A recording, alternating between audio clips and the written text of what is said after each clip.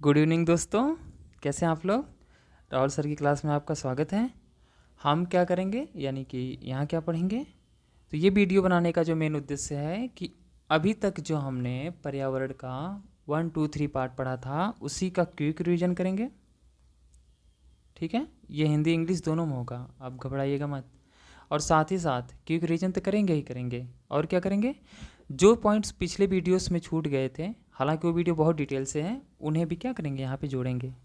ठीक है, वहाँ पे क्या करेंगे, यहाँ उन्हें भी जोड़ेंगे। ठीक है, तो समय नहीं गंवाना है। इस वीडियो का मेन पर्पस ये है कि हम बहुत तेज़ी से क्विक रिवीजन करें। तो चलिए फिर अपने टॉपिक्स पे चलते हैं। लेकिन हाँ, इतना याद रखिएगा कि ये यूपीपीसीएस, यूपीएससी, आरओ एआरओ में भी काम आएगा।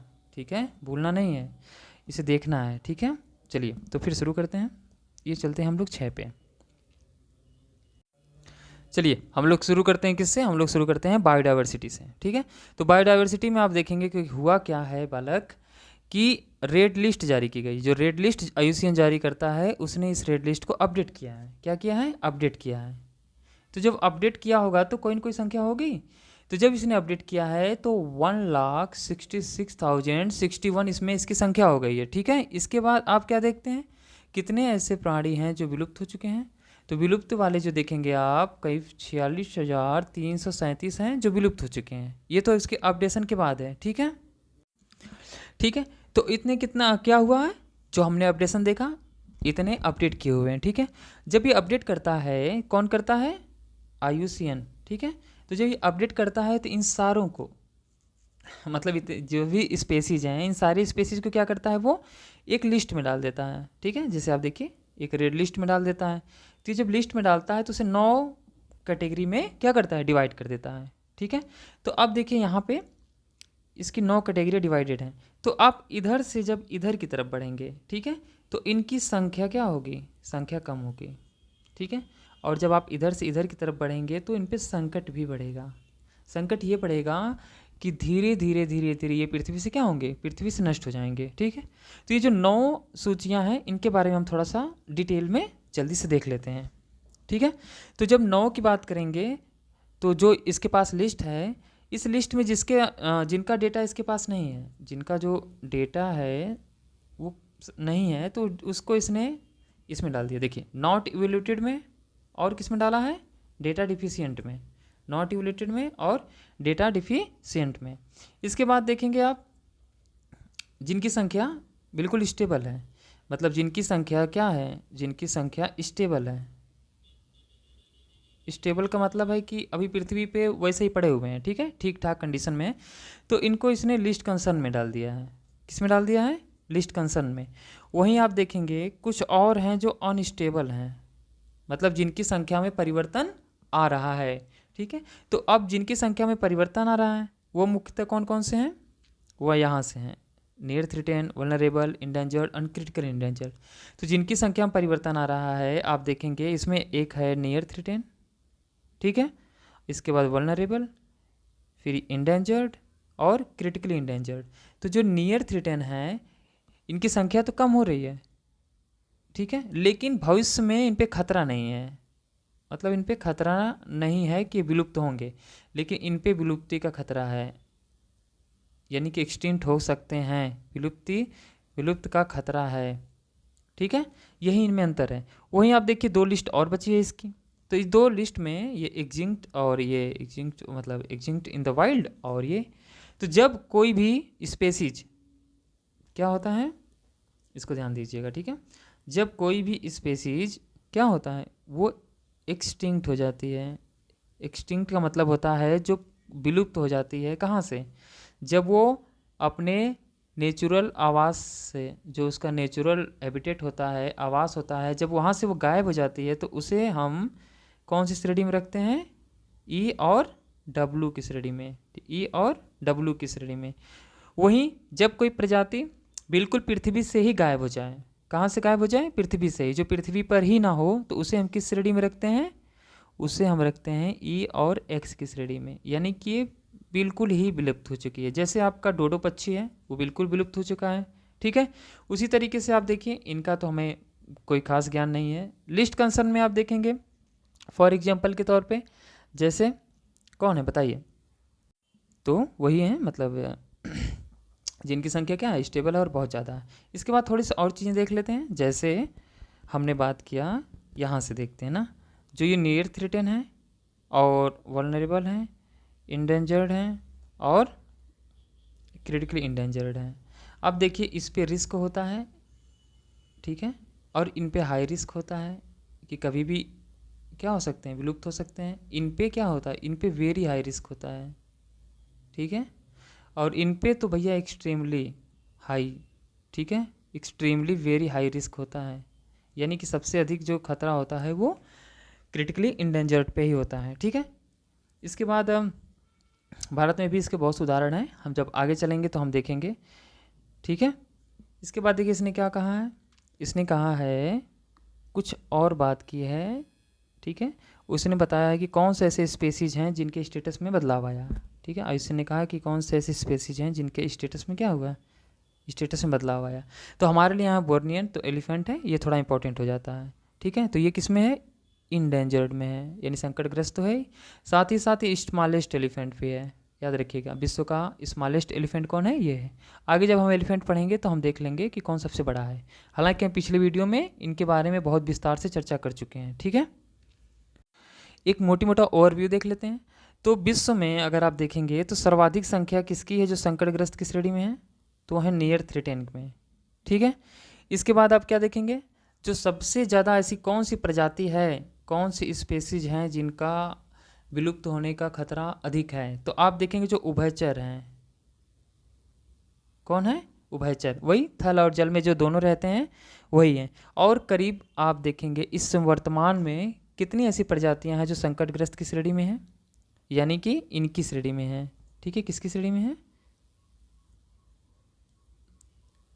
इनकी श्रेणी में है। तो करीब 44,000 इनकी संख्या है, यानी कि 44,000 स्पेसीज पे खतरा है कि वो कभी भी क्या हो सकते हैं, पृथ्वी से विलुप्त हो सकते हैं, ठीक है। तो इनको बचाना किसका कर्तव्य है, हमारा कर्तव्य है, ठीक है, आपका कर्तव्य है, क्योंकि पृथ्वी सिर्फ हमारी ही नहीं है, उनकी भी है, ठीक है। इसके बाद चलिए ठीक नेक्स्ट पे चलते हैं। अब देखिए नेक्स्ट, ये sustainable finance for tiger landscape, यानी कि जो टाइगर लैंडस्केप होता है इनका प्राकृतिक आवास होता है। कौन सा आवास होता है, जो टाइगर का रहने का जो प्राकृतिक आवास होता है उसको हम टाइगर लैंडस्केप कहते हैं, ठीक है। इसी को फाइनेंस करना, यानी कि ये बेहतर तरीके से बने, इसी के लिए क्या हो रहा है कि इनको हम ज़्यादा से ज़्यादा पैसा अवेलेबल कराएं, वित्त अवेलेबल कराएं, ठीक है। तो इसके लिए हमने क्या देखा, अभी हाल ही में भूटान में, ठीक है, कहाँ पे, भूटान में बैठक हुई, ये जो कॉन्फ्रेंस हुआ sustainable finance for tiger landscape का, ये आपके लिए इंपॉर्टेंट हो जाता है। क्यों, क्योंकि इस तरह का ये पहला कॉन्फ्रेंस है, अभी तक ऐसा कोई भी कॉन्फ्रेंस नहीं हुआ था। और इसमें सपोर्ट किसने किया, इसमें जब सपोर्ट की बात करेंगे तो टाइगर कोलिएशन कंजर्वेशन कोलिएशन ने इसमें सपोर्ट किया, ठीक है। किसने सपोर्ट किया, टाइगर कंजर्वेशन कोलिएशन ने। इसमें कितने देशों ने भाग लिया, तो करीब 10 देशों ने भाग लिया, ठीक है। तो क्या इसमें भारत ने भाग लिया, हाँ, हमारा प्यारा भारत था।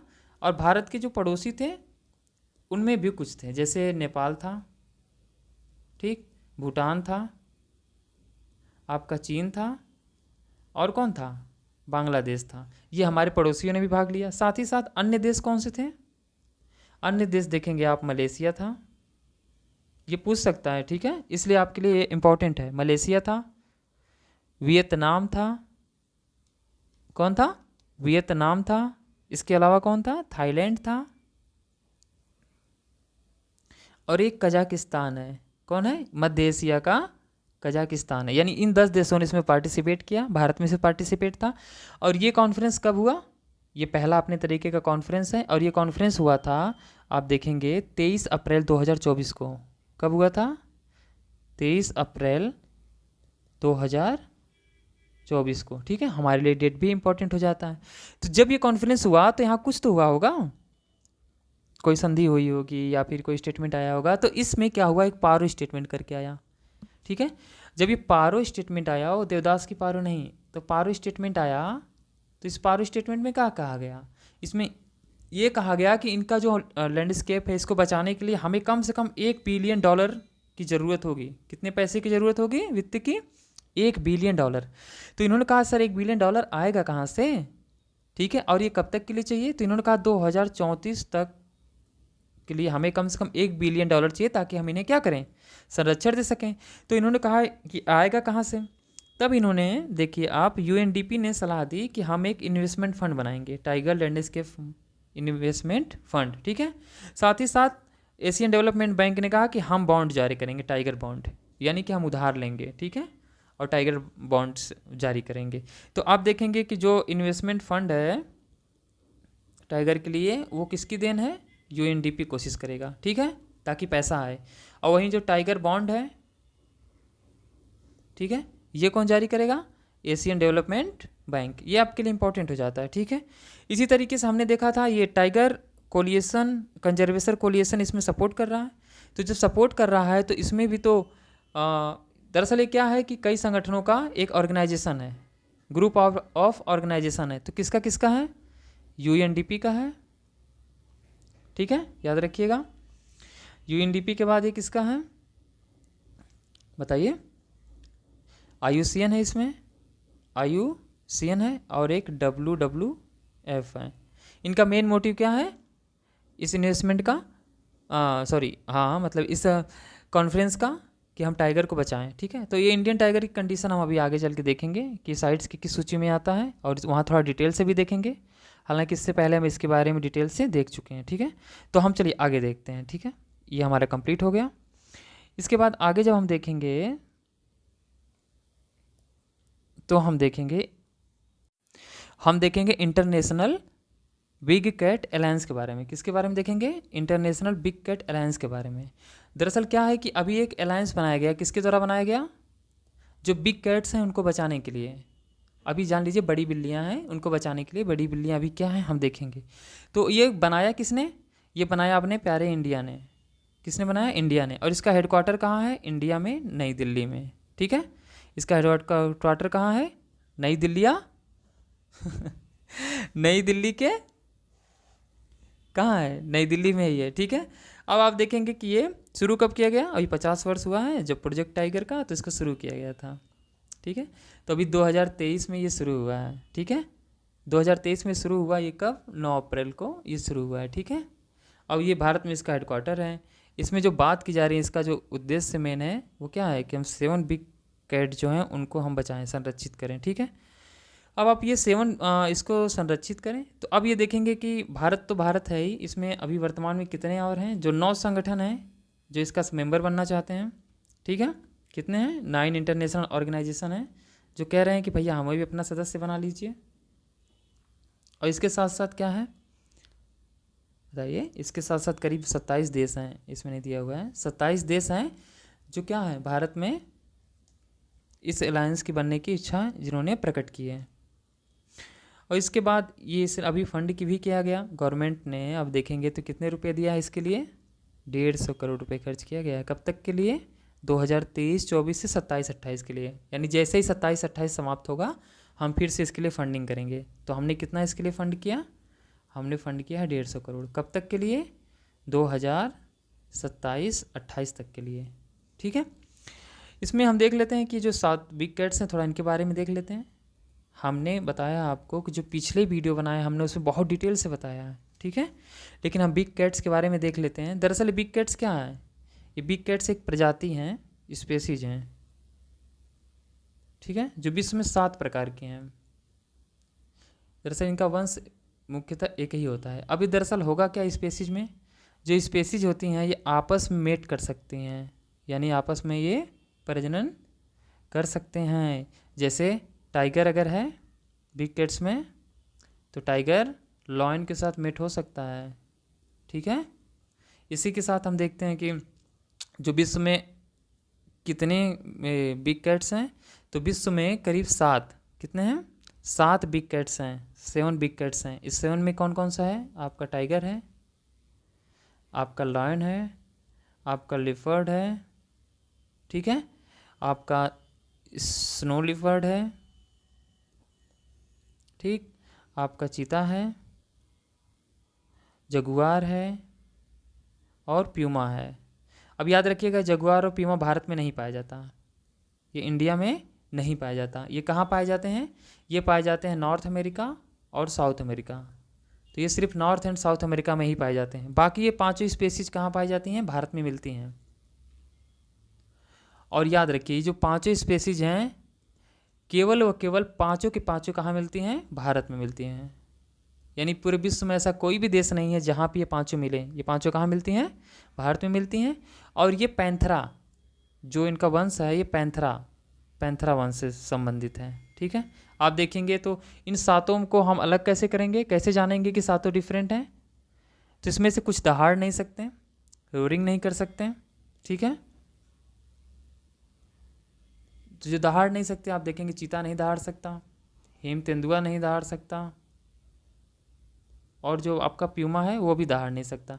साथ ही साथ इन पे एक धारियाँ होती हैं, इनके शरीर पे एक धारियाँ होती हैं जो सब में अलग होती हैं। यही इनकी सबसे बड़ी पहचान है। ठीक है, सब में अलग अलग क्या होती हैं? अलग अलग धारियाँ होती हैं जो इनकी सबसे सटीक पहचान है। ठीक है, वहीं देख लेते हैं कि सूची में इनका कौन सा स्थान है। तो आईयूसीएन के स्टेटस देखते हैं। ठीक है, तो इंडेंजर्ड कौन है? इंडेंजर्ड में आपका टाइगर आ जाएगा, यानी कि सबसे इनमें सबसे कम संख्या किसकी है? टाइगर की। ठीक है, वहीं जो लिस्ट कंसर्न है प्यूमा है। तो ये जो प्यूमा है इसकी संख्या सर्वाधिक है, याद रखिएगा, इसकी जो संख्या है वो सर्वाधिक है। ये क्या है? ये लिस्ट कंसर्न में है। वहीं आप देखेंगे वल्नरेबल की श्रेणी में कौन से हैं? वल्नरेबल में आपका आ जाएगा लायन, चीता, स्नो लिपर्ड और लिपर्ड। यानी लायन आ जाएगा, आपका चीता आ जाएगा, स्नो लिपर्ड आ जाएगा और आपका लिपर्ड आ जाएगा, जो वल्नरेबल श्रेणी में है। ठीक है, वहीं जो नियर थ्रेटेन में है, यानी एंटी श्रेणी में कौन है? जगुआर। यानी सबसे पहले जो संख्या है सर्वाधिक पूमा की है या प्यूमा की है, और दूसरा है जगुआर। इनकी संख्या पूरे विश्व में सर्वाधिक है। ठीक है, वहीं हम भारत की जब बात करेंगे तो हम क्या देखेंगे कि भारत ही एकमात्र ऐसा देश है विश्व में जहाँ पाँचों की पाँचों प्रजातियाँ पाई जाती हैं। ठीक है, विश्व में इनकी टोटल 7 प्रजातियाँ हैं। ये तो हमने इनके बारे में देखा था। थोड़ा सा फैक्चुअल डिटेल देख लेते हैं जो हमारे लिए काफ़ी काम आएगा। जैसे जब ये बना, अलायंस बना, ठीक है, तो सबसे पहले 2019 में इसके लिए एफर्ट किया गया था। और ये बना कब? 2023 में ये बना। ठीक है, इसके साथ साथ आप देखेंगे कि इसमें कितने सदस्य जो इसके मेंबर हैं, तो वर्तमान में करीब 5 हैं, 5 सदस्य हैं जो इसके मेंबर हैं। इसमें निकारागुआ, इस्वातिनी, सोमालिया तो है ही। जो सबसे इसका नया सदस्य है वो कौन है? वो है लाइबेरिया। ठीक है, जो सबसे नया सदस्य है वो कौन है? वो सदस्य है लाइबेरिया। ठीक है, याद रखना है। साथ ही ये बिग कैट्स विश्व में कितने जगहों पे पाए जाते हैं? तो करीब 95 कंट्रियों में। कितनी कंट्रियों में पाए जाते हैं? तो करीब 95 कंट्रियों में ये पाए जाते हैं। ठीक है, और हाँ, याद रखिएगा ये सातों के सातों, ठीक है, किसी एक देश में नहीं पाए जाते हैं, ना ही किसी एक महाद्वीप में पाए जाते हैं। ये सातों प्रजातियां हैं किसी भी एक देश में नहीं पाई जाती और ना ही किसी महाद्वीप पर पाई जाती हैं। ठीक है, ये अलग अलग ही पाई जाती हैं। इसके अलावा जो भारत में 5 पाई जाती हैं, जो भारत में 5 पाई जाती हैं, इसमें 4 तो नेचुरल तरीके से पाई जाती हैं, जो हमारे यहाँ इनका प्राकृतिक आवास है। एक जो है वो नेचुरल तरीके से नहीं पाया जाता। ठीक है, वो अपना चीता, क्योंकि आपने देखा होगा चीता को हम कहाँ से लेकर के आए थे, तो 2022 में हमने चीता को लिया था नाम्बिया से। ठीक है, और 2023 में हमने कहाँ से लिया? साउथ अफ्रीका से। और भी ऐसी कंट्री हैं जो अफ्रीका की जिनसे हमने समझौता किया है। ठीक है, और इनको ला करके हमने कहाँ रखा था? कूनो नेशनल पार्क एमपी में। ठीक है, बस हाँ, एक चीज़ कहेंगे कि इनके बारे में बहुत से डिटेल से अगर आपको देखना है तो पार्ट 2 जाके देख लीजिए। उम्मीद करता हूँ आपको पसंद आएगा, क्योंकि अगर हम यहाँ क्विक रिवीजन कर रहे हैं तो हम क्या करेंगे, हम इस तरीके से नहीं कि वीडियो बहुत ज़्यादा लंबा हो जाए। ठीक है, बस एक के बारे में यहाँ पे हम डिटेल से देख लेते हैं। किसके बारे में देख लेते हैं? तो टाइगर के बारे में। क्यों देख लेते हैं? टाइगर के बारे में देखना इसलिए भी ज़रूरी है क्योंकि टाइगर क्या है? वो हमारा राष्ट्रीय पशु भी है। ठीक है, तो जो बाघ है, बाघ, ठीक है, अब इसके बारे में बताइएगा। जो बाघ है भारत में, वो बाघ दिवस या विश्व में बाघ दिवस कब मनाया जाता है? तो वो मनाया जाता है 29 जुलाई को। ठीक है, इसके अलावा आप देखेंगे तो ये राजकीय पशु कब बना भारत का? राजकीय पशु कब बना? तो ये भारत का राजकीय पशु बना था 1 अप्रैल 1973 को, 1973 को। इससे पहले कौन था? इससे पहले शेर था, ठीक है। और ये जो बाघ पाया जाता है इसका वैज्ञानिक नेम क्या है? पूछता है, याद रखिएगा। हमारे यहाँ जो पैंथेरा टाइग्रिस, वैज्ञानिक नेम क्यों पूछता है? क्योंकि जो 7 प्रजाति आपने देखा वो सारे के सारे पैंथेरा वंश से हैं। जो टाइग्रिस है बस वही उनको अलग करता है, ठीक है, इसलिए पूछा जाता है। उसी तरीके से आप देखेंगे भारत में जो इनकी गणना हुई थी वो सबसे पहले कब हुई थी? 2006 में। अगर आप देखेंगे वैज्ञानिक तौर पे गणना 2006 में हुई थी। अब तक टोटल कितनी हो चुकी है? 6 हो चुकी है। और जो लास्ट गणना हुई थी 2022 में हुई थी, ठीक है। और ये हर 4 साल पे इनकी गणना होती ही होती है, ठीक है। इसके बाद क्या है? इसके बाद अगर आप देखेंगे तो जो ये प्रोजेक्ट टाइगर लाया गया था वो कब लाया गया था? वो 1 अप्रैल को लाया गया था 1973 को, ठीक है। और टाइगर को बचाने के लिए फिर हमने एक अथॉरिटी गठन कर दिया, NTCA का गठन कर दिया 2006 में। किस एक्ट के अंतर्गत किया? वन्य जीव संरक्षण अधिनियम 1972 के अंतर्गत, ठीक है। और ये बाघ भारत को छोड़ के और कितने देशों में पाए जाते हैं? तो करीब 13 ऐसे देश हैं जो बाघ वाले देश हैं, ठीक है। और ये बाघ जो पाया जाता है भारत के कितने राज्यों में पाया जाता है? भारत के अगर राज्य की बात करेंगे तो कितने राज्यों में है? 20 में। सर्वाधिक कहाँ पाया जाता है? तो ये सर्वाधिक पाया जाता है MP में। सर्वाधिक किस नेशनल पार्क में पाया जाता है? तो वही आपका जिम कॉर्बेट। कहाँ पे है जिम कॉर्बेट? कमेंट करिएगा, ठीक है। इसके बाद आप देखेंगे तो विश्व में जो बाघ पाया जाता है भारत में, विश्व का करीब 60% भाग, 60 से 70% बाघ तो हमारे यहाँ ही पाया जाता है। यानी पूरे विश्व में जितने भी बाघ पाए जाते हैं इतने बाघ तो हमारे यहाँ ही पाए जाते हैं। वहीं बात करेंगे कि इनके जो टाइगर रिजर्व बनाए गए हैं, ठीक है, वही वर्तमान में करीब 58 टाइगर रिजर्व हैं, ठीक है। इस टाइगर रिजर्व में जो सबसे बड़ा है वो कौन सा है? नागार्जुनी श्रीशैलम। कहाँ पे है ये? आंध्र प्रदेश एंड तेलंगाना में, ठीक है। सबसे जो छोटा वाला है वो कहाँ पे है? तो वो है बोर। बोर कहाँ पे है? महाराष्ट्र में। ये मिलाने के लिए अक्सर क्वेश्चन देता है तो आप क्या करेंगे? इसे छोड़ेंगे नहीं, ठीक है। वहीं जब आपने देखा कि MP में इनकी सर्वाधिक संख्या है तो सबसे कम संख्या कहाँ है इनकी? तो सबसे कम अभी जो संख्या है वो झारखंड में है। कहाँ है? इनकी सबसे कम संख्या जो पाई जाती है वो झारखंड में है, ठीक है। देखिए टाइगर के बारे में हो गया। अब थोड़ा सा हम एलिफेंट के बारे में देखेंगे। किसके बारे में देखेंगे? एलिफेंट के बारे में। ये भी काफ़ी इंपॉर्टेंट है। तो एलिफेंट जो एलिफेंट में जो लीडर होती है, जो फीमेल होती है, जो एलिफेंट के ग्रुप का नेतृत्व करती है, बाकी चीज़ें हम नहीं जानेंगे। हम इनके बारे में बस मोटी मोटा चीज़ें जान लेंगे जो हमारे लिए यहाँ पे ज़्यादा इंपॉर्टेंट है, ठीक है। क्योंकि इससे पहले हम बहुत सी चीज़ें देख चुके हैं। एलिफेंट देखना था तो रुकिए थोड़ा सा पीछे चलते हैं, 8 में, ठीक है। तो यहाँ पे एलिफेंट सेंसस की बात की गई थी। देखिए तो अभी कहाँ पे सेंसस हुआ है? मतलब इनकी गणना अभी कहाँ हुई है? अभी जो इनकी गणना हुई है कहाँ हुई है? अभी ये दक्षिण भारत में इसकी जो गणना हुई, ठीक है। तो दक्षिण भारत में इसकी गणना हुई तो उसमें बताया गया कि सर्वाधिक जो बाघ पाए जाते हैं दक्षिण भारत में कहाँ पे हैं? कर्नाटक में। कहाँ है? कर्नाटक में। करीब इनकी संख्या जो यहाँ पे 6395 है। यहाँ 6000 दिया हुआ है लेकिन इनकी संख्या कितनी है? 6395। इसके बाद जो बाघ पाए जाते हैं असम में पाए जाते हैं, ठीक है। यानी कि याद रखिएगा पहले दक्षिण भारत हम गए, फिर हमने नॉर्थ ईस्ट में चले गए, तो हमने वहाँ पे क्या देखा? हमने वहाँ पे हाथियों को, मतलब हाथियों की ठीक ठाक संख्या देखा, ठीक है। तो ये जो बाघ पाए गए तो हमने दक्षिण भारत में एक चीज़ और नोटिस की कि वहाँ जो बाघ हैं जितने भी, अरे यार सॉरी, हम यहाँ पे एलिफेंट की बात करें, जितने भी एलिफेंट हैं, ठीक है, वो 40% 10 वर्ष के होने से पहले ही इनकी डेथ हो जाती है। क्यों? क्योंकि वहाँ पे एक हर्पी वायरस पाया जाता है। तो ये वायरस याद रखिएगा, कौन सा वायरस है? ये हर्पी वायरस है, ठीक है। हाथियों के बारे में कुछ और इंपॉर्टेंट देख लेते हैं जो हम जल्दी से। तो अब हाथियों के बारे में, जो एलिफेंट हैं इनके बारे में देखना है तो आप ये देखिए कि इनकी जो गणना है अभी, ये कौन सी गणना होगी? तो ये 7वीं होगी, ठीक है। अभी नॉर्थ ईस्ट में गणना नहीं हुई है, याद रखिएगा, ठीक है। इसके अलावा क्या है? इनकी गणना हमेशा 5 साल पे होती है। जो wild life institute of India है वो इसकी गणना करवाता है। सर्वाधिक हाथी हमने देख ही लिया, कहाँ पे है, कर्नाटक में है, ठीक है। इसके बाद अभी तक मतलब ये जो गणना है वो तो 7वीं है, याद रखिएगा। जो इनकी गणना हुई थी सर्वप्रथम कब हुई थी, ये हुई थी 1972 में। इसके अलावा आप देखेंगे तो भारत में इनकी जो संख्या है वो कितनी है, करीब 29,964, कितना है, यानी करीब 30,000 के पास इनकी जनसंख्या है, जो कि एशिया का करीब, यानी पूरे एशिया महाद्वीप में करीब 60% भारत के ही पास है। यानी कि सर्वाधिक संख्या किसके पास है, सर्वाधिक संख्या हमारे पास ही है, ठीक है।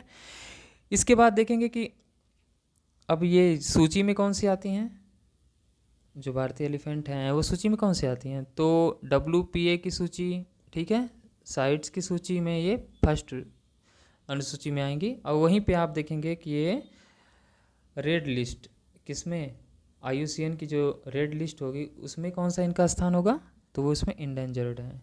इंडेंजर्ड का मतलब ये दिखा रहा है कि इन पे भी क्या हुआ, खतरा बना हुआ है, ठीक है। अच्छा, विश्व में इनकी कितनी प्रजातियां पाई जाती हैं, तो मोटी मोटा अगर देखा जाए तो वैसे तो कई हैं, लेकिन विश्व में देखे जाए तो 2 प्रकार के हाथी पाए जाते हैं, ठीक है। एक पाया जाता है अफ्रीकन, वो इसमें लगेगा, ठीक है, और एक होता है एशियन। तो ये जो अफ्रीकन पाए जाते हैं ये करीब कितने प्रकार के होते हैं, ये 2 प्रकार के होते हैं, ठीक है। एक सवाना हाथी, एक वन हाथी, एक सवाना हाथी और एक वन हाथी, ठीक है। एशियन में कितने प्रकार के पाए जाते हैं, बताइए बताइए, तो उसमें 2 हैं, लेकिन यहाँ पे एक ही प्रकार का पाया जाता है, ठीक है। अब याद ये रखने वाली बात है कि जो सवाना हाथी है, ठीक है, ये IUCN की जो सूची है, ठीक है, IUCN की जो सूची है उसमें किस में है, इंडेंजर्ड है। लेकिन वही वन हाथी किस में है, ये क्रिटिकली इंडेंजर्ड है। और जो एशियन हाथी है ये कौन सा है, ये इंडेंजर्ड श्रेणी में है, ठीक है। वहीं अगर विश्व में हाथियों की बात करें तो सर्वाधिक कहाँ पाए जाते हैं, बताइए, विश्व में हाथी सर्वाधिक कहाँ पाए जाते हैं, ये क्वेश्चन आपके लिए रहेगा, ठीक है। इसके अलावा हाथियों के बारे में हम क्या देखते हैं, जब हाथी के बारे में देख लें तो क्या भारत में हाथी दिवस मनाया जाता है, तो हाथी दिवस मनाया जाता है। हाथी दिवस कब मनाया जाता है, बताइए। तो विश्व में जो हाथी दिवस मनाया जाता है वो कब मनाया जाता है, 12 अगस्त को हाथी दिवस मनाया जाता है। हमारे यहाँ कितने अभी हाथी रिजर्व हैं, ठीक है, तो करीब ये 14 स्टेट में 33 हाथी रिजर्व हैं, ठीक है, कितने हैं। और इसे विरासत पशु कब घोषित किया गया, जो भारत का राष्ट्रीय विरासत पशु है ये कब बना था, 2010 में। हाथी मेरा साथी अभियान कब लाया गया था, ये लाया गया था 2011 में, ठीक है। वहीं अभी वर्तमान में कितने हाथी गलियारे हैं, मतलब हाथियों के लिए स्पेशली बन रास्ता हम समझिए, तो वो हैं 88, ठीक है। और ये 88 में से दक्षिण भारत में सर्वाधिक हैं, ठीक है, दक्षिण भारत में क्या है, दक्षिण भारत में सर्वाधिक हैं, ठीक है। इसके अलावा इनकी संख्या भी जो है, इनकी संख्या भी याद रखिएगा, जो हाथी आपको सबसे अधिक कहाँ मिलेंगे, तो दक्षिण भारत में ही मिलेंगे, ठीक है। संख्या कहाँ मिलेंगे। अब इन्हें बचाने के लिए एक प्रोजेक्ट लाया गया था, प्रोजेक्ट कब लाया गया था, 1992 में। कब लाया गया था, 1992 में इन्हें बचाने के लिए प्रोजेक्ट लाया गया था। ये जो हाथी होते हैं, जो अफ्रीकन होते हैं, इनके मेल और फीमेल दोनों में दांत होते हैं। जो दांत होंगे किस में होंगे, मेल और फीमेल दोनों में होंगे। लेकिन जो एशियन हाथी होंगे, याद रखिएगा, इसमें केवल कुछ मेल में, केवल कुछ ही मेल में क्या होते हैं, जो हाथी दांत होते हैं, ठीक है, बाकियों में दांत नहीं पाए जाते हैं, फीमेल में तो बिल्कुल भी नहीं पाए जाते हैं।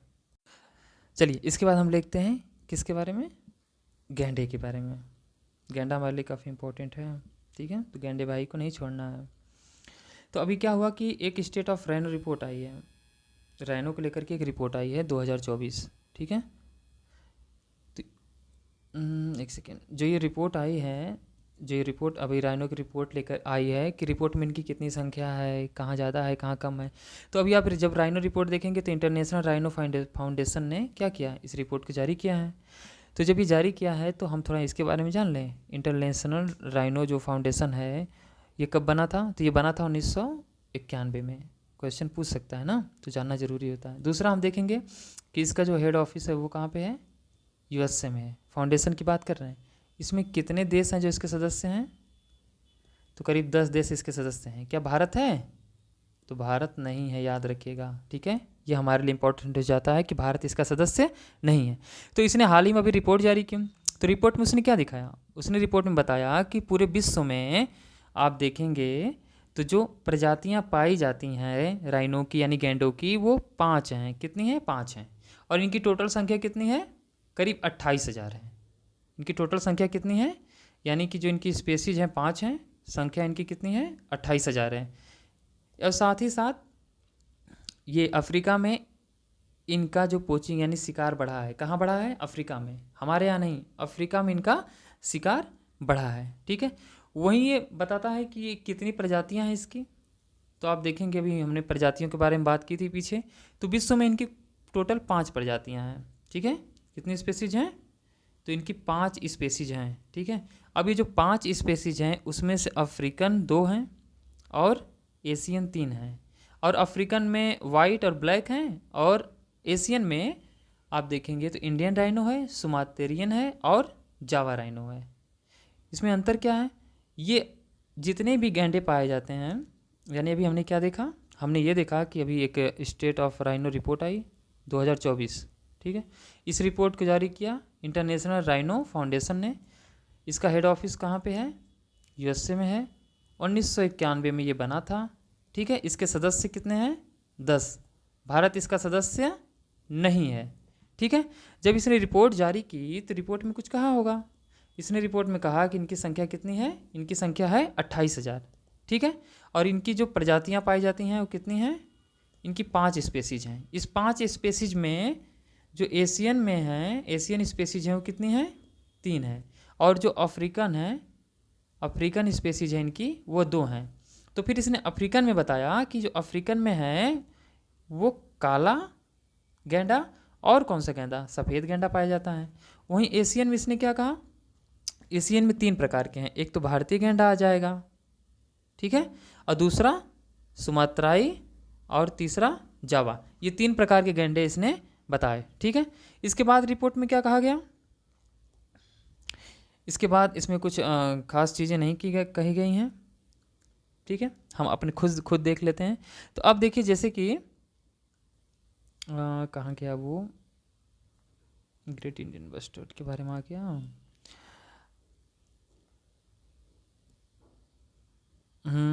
ये रहा, ठीक है। तो बताया गया, तो हमने राइनो के बारे में अभी इतना देखा, आगे देख लेते हैं। राइनो की सर्वाधिक संख्या कहाँ पे है, ये सर्वाधिक संख्या इसकी है दक्षिण अफ्रीका में। यानी अगर आप दक्षिण अफ्रीका जाते हैं तो इनको क्या करेंगे, सर्वाधिक संख्या इनको देखने को आपको मिलेगी। वहीं सबसे कम कहाँ पे है, बोत्सवाना। बोत्सवाना कहाँ पे है, बोत्सवाना में इनकी संख्या सबसे कम है।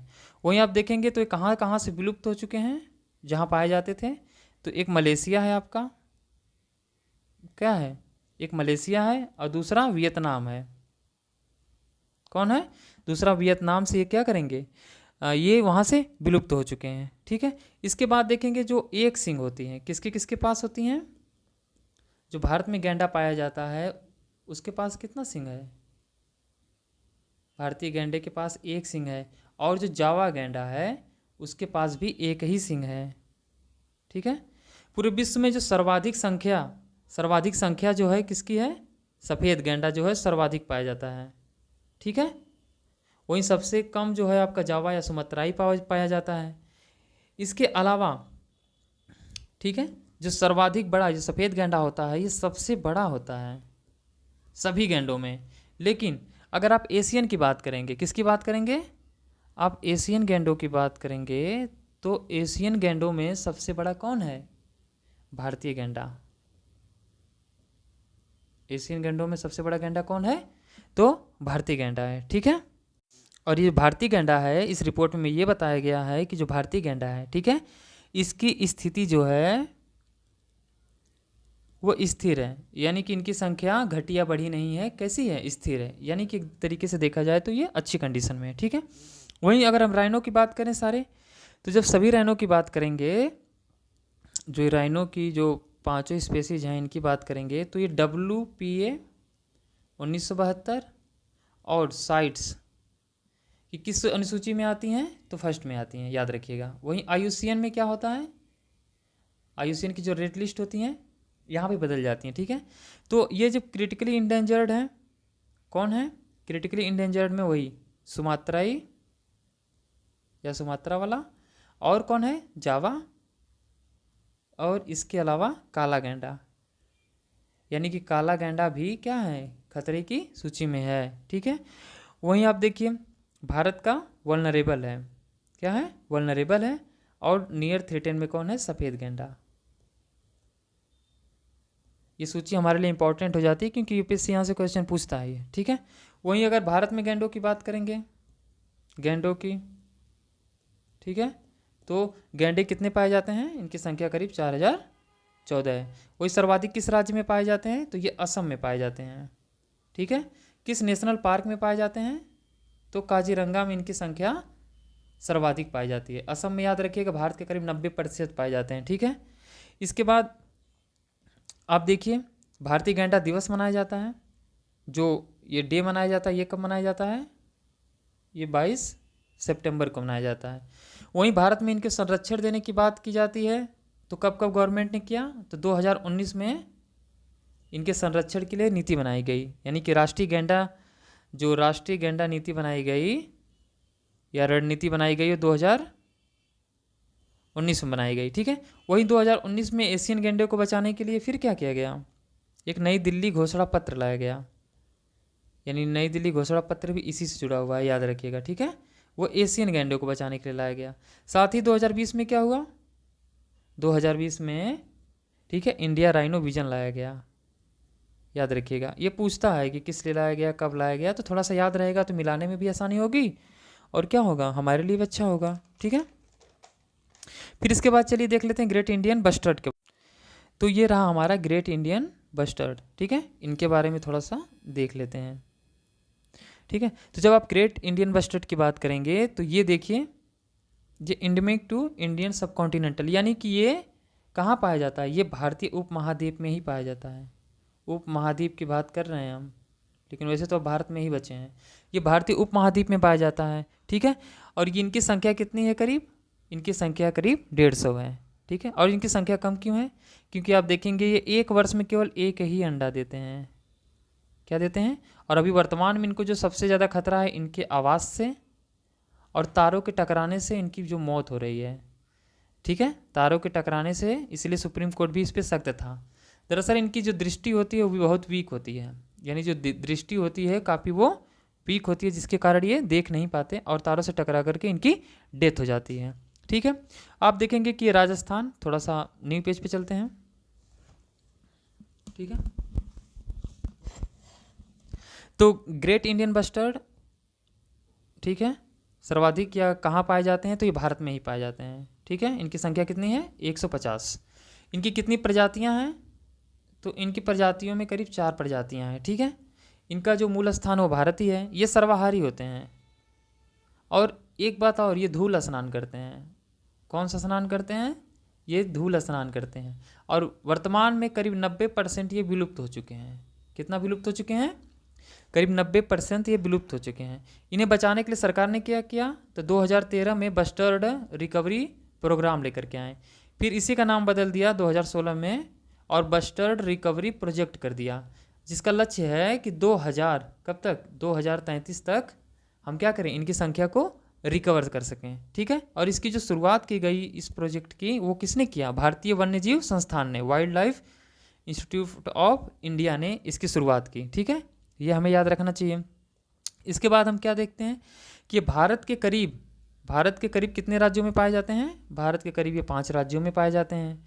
और ये राजस्थान के, किसके, राजस्थान का राजकीय पक्षी है। राजस्थान का क्या है, राजस्थान का ये एक राजकीय पक्षी है।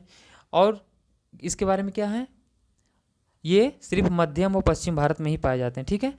वहीं इनका भी तो दिवस मनाया जाता होगा, तो जो इनका दिवस मनाया जाता है वो है 18 सितंबर, ठीक है। ग्रेट इंडियन बस्टर्ड जो डे मनाया जाता है वो कब मनाया जाता है, 18 सितंबर। वही अनुसूचियों में इनकी बात करें कि कौन सी सूची में इसका स्थान आता है, तो क्या लगता है इनकी संख्या मात्र 150 बची है, तो किस में आएगा? हमें थोड़ा सोचना होगा ना, इस तरह से हम क्वेश्चन अटेम्प्ट कर सकते हैं।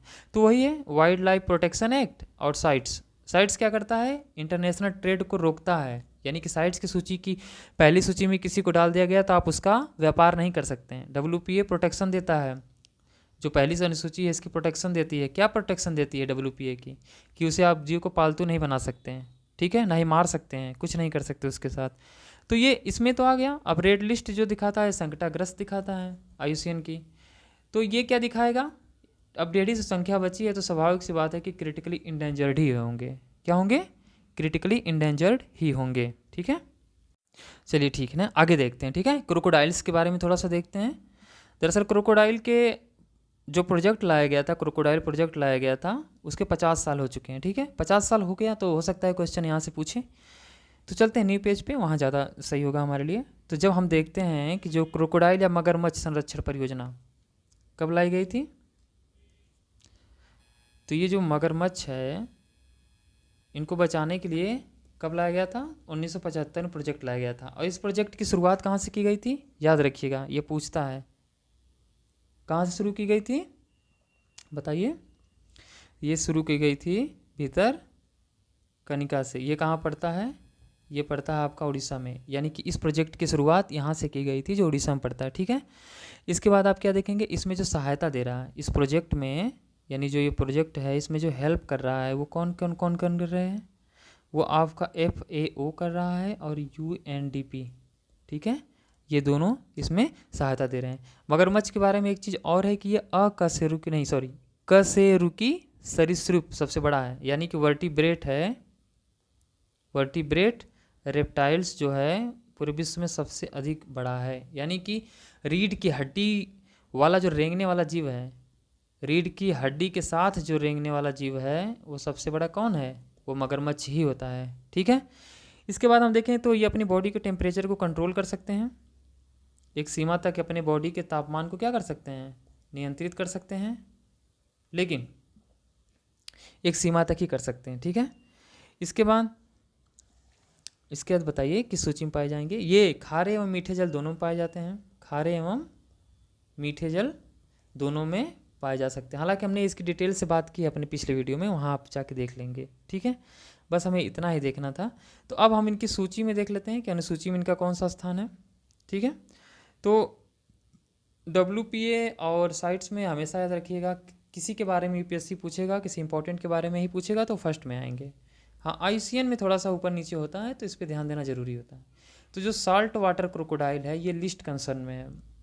लिस्ट कंसर्न का मतलब हो जाएगा इनकी संख्या क्या है? ठीक ठाक है और बहुत ज़्यादा है, ठीक है। लेकिन अभी हम देखेंगे ये कि मगरमच्छ की ही एक प्रजाति और पाई जाती है जो भारत में पाई जाती है, जिसको हम लोग घड़ियाल कहते हैं। अंतर क्या है? इसका जो मुंह होता है, ये मुंह जो होता है ये थोड़ा सा पतला होता है, ठीक है। और यह मुख्यतः क्या होते हैं? ये मुख्यतः मछली का शिकार करते हैं। और सबसे बड़ी बात है कि ये स्वच्छ जल में पाए जाते हैं। कहाँ पाए जाते हैं? स्वच्छ जल में। और इनकी सर्वाधिक संख्या आप देखेंगे तो कहाँ पे है? जो चंबल नदी है, यानी चंबल नदी में कभी नहाने जाते हैं तो ध्यान दीजिएगा, इनकी सर्वाधिक संख्या कहाँ से है? चंबल। इसीलिए आप देखिए भारत सरकार ने जब घड़ियाल प्रोजेक्ट की शुरुआत की तो कहाँ से की? चंबल से ही की, ठीक है। कुछ चीज़ें और हैं जो बहुत जानने के लिए काफ़ी इंपॉर्टेंट हैं, जैसे ये जो प्रोजेक्ट शुरू किया गया था, जान लीजिए ये भी 1975 में ही शुरू किया गया था। भारत ही विश्व का एकमात्र ऐसा देश है, यानी कि भारत ही विश्व का एकमात्र ऐसा देश है जहाँ पे मगरमच्छ, ठीक, इसके बाद एक मगरमच्छ हो गया, दूसरा घड़ियाल, दोनों पाए जाते हैं, दोनों एक साथ पाए जाते हैं। भारत विश्व का एकमात्र देश है, क्या है? एकमात्र देश है जहाँ दोनों पाए जाते हैं, ठीक है। तो अब इससे अधिक इसके बारे में क्या देखें, थोड़ा सा अब आगे देख लेते हैं। अब देखेंगे हम कवक के बारे में, इसके बारे में हम देखेंगे। अब आगे हम देखेंगे कवक के बारे में। किसके बारे में? ये जो आपका फंगा है, फंगा यानी कवक। कवक का नाम सुनते हैं? जो पहली एंटीबायोटिक बनाई गई थी वो कवक से ही बनाई गई थी। जो आज हम एंटीबायोटिक खाते हैं और बहुत ज़्यादा खा लेते हैं तो सुपर बग की प्रॉब्लम हो जाती है, यानी कि वो रेजिस्टेंस प्राप्त कर लेते हैं, तो क्या है? ये कवक ही है। अच्छा, थोड़ा सा हमने देखा नहीं था ना घड़ियाल की कंडीशन क्या है। मगरमच्छ तो लिस्ट कंसर्न में है, लेकिन घड़ियाल का देख लीजिए थोड़ा सा, घड़ियाल किस कंडीशन में है। तो WPA और साइट्स में तो पहले में है, ये क्रिटिकली इंडेंजर्ड है, यानी इसकी संख्या भारत में मगरमच्छों से कम है। ठीक है, चलिए अब हम देखते हैं ये फंगा के बारे में। अब फंगा क्या है या कवक क्या है, तो बात चल रही है कि कवक को मान्यता दी जाए। क्या बात चल रही है कि कवक को मान्यता दी जाए, और कवक को मान्यता देने की बात जो कर रहा है वो कौन कर रहा है, फंगी फाउंडेशन कर रहा है। कौन कर रहा है, या फंगी या जो फंजाई फाउंडेशन है वो इसकी मांग कर रहा है। ठीक है, अब ये फंजाई फाउंडेशन को देखेंगे आप तो इसका हेड ऑफिस कहाँ पे है, ये हेड ऑफिस चिली में है। और चिली ही विश्व का एकमात्र ऐसा देश है जिसने अपने पर्यावरण में कवक को बचाने की बात की है। वैसे कवक होते क्या हैं, ये बहुत ही सूक्ष्म जीव होते हैं। कुछ बड़े जीव होते हैं जिन्हें हम अपनी आंखों से देख सकते हैं, सूक्ष्म जीव हमारी तरह ही जीव होते हैं, वो भी खाते पीते हैं। हालांकि साइंस में देखेंगे तो वो एंजाइम से तोड़ते हैं, ब्रेक करते हैं। ये नहीं समझना, बस मोटी मोटा ये समझ लेना वो भी जीव होते हैं, लेकिन वो ऐसे जीव होते हैं जिन्हें हम अपनी आंखों से नहीं देख सकते हैं। ठीक है, तो इनको भी बचाने की बात कर रहे हैं क्योंकि इनका बहुत बड़ा इंपॉर्टेंट रोल है। आप देखेंगे तो जो आप पावरोटी वगैरह हम बनाते हैं, ब्रेड वगैरह, वो इनकी ही देन है। ठीक है, तो इसलिए हमारे लिए काफ़ी इंपॉर्टेंट हो जाता है। तो इम्पॉर्टेंट में बस इतना ही, 2 ही पॉइंट इंपॉर्टेंट था कि ये फंजी फाउंडेशन क्या था। ठीक है, और चिली ने इसके लिए एफर्ट किया है। हाँ, एक चीज़ और है, याद रखिएगा, भारत उसका सदस्य नहीं है। किसका सदस्य नहीं है, ये जो फंजाई फाउंडेशन है, भारत इसका सदस्य नहीं है। अब आखिरी बार हम बात करते हैं ऊँट के बारे में। ऊँट ऊँट ऊँट किसके बारे में, ऊँट के बारे में हम बात कर लें। भारत में भी ऊँट पाया जाता है, तो पूरे विश्व में 2 तरीके के ऊँट पाए जाते हैं, याद रखिएगा। एक पाए जाते हैं जो पालतू ऊँट होते हैं, और एक होते हैं जंगली। ठीक है, इस जंगली में जो बचे हैं वो बैक्टीरियन जंगली हैं। ठीक है, बैक्टीरियन जंगली हैं। ये कहाँ पाए जाते हैं, ये बेसिकली पाए जाते हैं मंगोलिया और चीन में। मंगोलिया और चीन में ये जो पालतू जानवर हैं ये कहाँ पाए जाते हैं, इसमें भी बैक्टीरियन होते हैं। ठीक है, एक बैक्टीरियन होता है, दूसरा जो आपका अरबी ऊँट होता है, वही जो अरब में हम देखते हैं। तो ये इतने टाइप्स के ऊँट पाए जाते हैं। ठीक है, याद रखिएगा।